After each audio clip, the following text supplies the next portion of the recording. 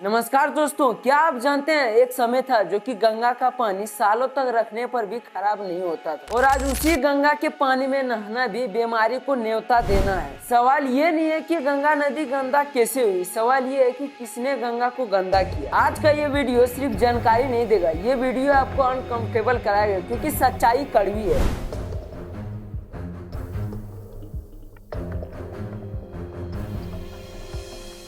आज जिस गंगा को गंदे नाले में बदलते देख रहे हैं, वही गंगा एक समय दुनिया के सबसे पवित्र और वैज्ञानिक रूप से अनोखी मानी जाती थी।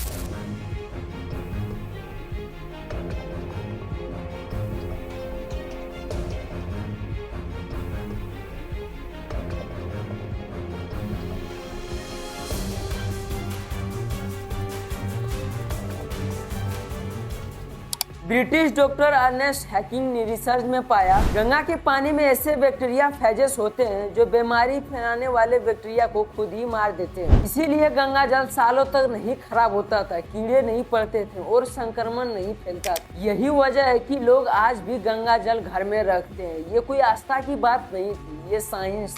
गंगा के किनारे सभ्यताएं बसी, खेती, पीने का पानी, व्यापार, सब कुछ गंगा पर निर्भर था। पानी पीने से बीमारी नहीं बल्कि जीवन मिलता था। गंगा सिर्फ नदी नहीं थी, गंगा एक इकोसिस्टम थी। अब बात करते हैं बिहार पर। जरा आज की गंगा देखिए, खासकर बिहार में पटना, दानापुर, भागलपुर जैसे शहरों में गंगा का पानी नहाने लायक भी नहीं बचा है। सुरक्षित सीमा 500 प्लस एमपीएन, कई घाटों पर 20,000 प्लस एमपीएन। मतलब आप जिस पानी में स्नान कर रहे हैं उसमें सीधा सीवेज मिला हुआ है। इसका असर क्या हो रहा है? त्वचा रोग, पेट की गंभीर बीमारियां, बच्चों और बुजुर्गों पर सबसे ज्यादा असर।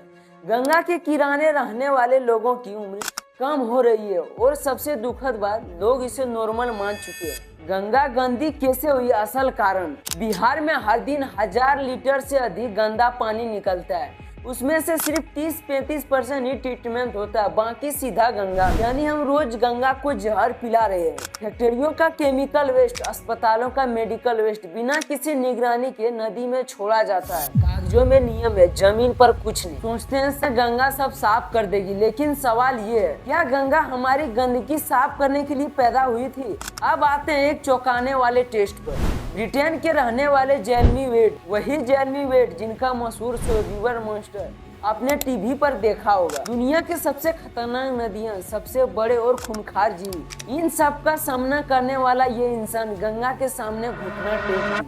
जेरेमी वेट हाल ही में भारत आए। उन्होंने गंगा के पानी को साइंटिफिकली टेस्ट किया और जो सामने आया वो सच में शॉकिंग था। पीने के पानी में फीकल कोलीफॉर्म 0 होना चाहिए। नहाने के पानी में 500 से कम एक्सेप्टेबल माना जाता है, लेकिन गंगा के पानी में ये नंबर था 82,000। मतलब ये पानी पीना तो दूर, छूने तक लायक नहीं था। ऐसे पानी से इन्फेक्शन, टाइफाइड और यहाँ तक कि हेपेटाइटिस जैसे बीमारी हो सकती है। अब सवाल ये है, गंगा इतनी गंदी हुई कैसे? इसकी सबसे बड़ी वजह है अनुपचारित मल और ह्यूमन वेस्ट, जो कि बिना किसी ट्रीटमेंट के सीधा गंगा में डाल दिया जाता है। और इसके लिए सीधे तौर पर जिम्मेदार है सरकार और सिस्टम। नमामि गंगे जैसी योजनाओं में करोड़ों पैसा निकाले जाते हैं, लेकिन कुछ ही पैसे घाट चमकाने में और बाकी पैसे जेब चपकाने में चले जाते हैं। इसका नतीजा गंगा दिन पर दिन जहरीला होते जा रही है। और आखिर में एक सवाल आप खुद से पूछिए, नदियों की पूजा तो हम खूब करते हैं, लेकिन क्या हम उनकी इज्जत भी करते हैं? अब आते हैं असली मुद्दे पर, जिम्मेदार कौन है? हजारों करोड़ों खर्च, फिर भी गंदी गंगा। नमामि गंगे जैसे मिशन, एसटीपी बनाने के वादे, इसका मतलब होता है स्टैंडर्ड ट्रांसफर प्लान, बड़े बड़े उद्घाटन, लेकिन कई एसटीपी या तो अधूरे या क्षमता से कम काम कर रहे हैं या तो सालों से बंद पड़े। पैसा तो खर्च हुआ, सीधे तौर पर जिम्मेदार है सरकार और सिस्टम। अगर यही चलता रहा तो गंगा सिर्फ नाला बन जाएगी, पीने की पानी खत्म, खेती बर्बाद। अगली पीढ़ी गंगा सिर्फ किताबों में पढ़ेगी और तब हम कहेंगे काश कुछ किया होता। गंगा को बचाना सिर्फ सरकार की जिम्मेदारी नहीं है, लेकिन सबसे बड़ी जिम्मेदारी सरकार की ही है। हमें चाहिए पारदर्शिता, जवाबदेही, सख्त कानून और जागरूक जनता। क्या आपको लगता है सरकार गंगा को साफ कर पाएगी, या फिर ऐसे ही एक दिन गंगा जहरीली नदी बनकर रह जाएगी? कमेंट में जरूर बताइए।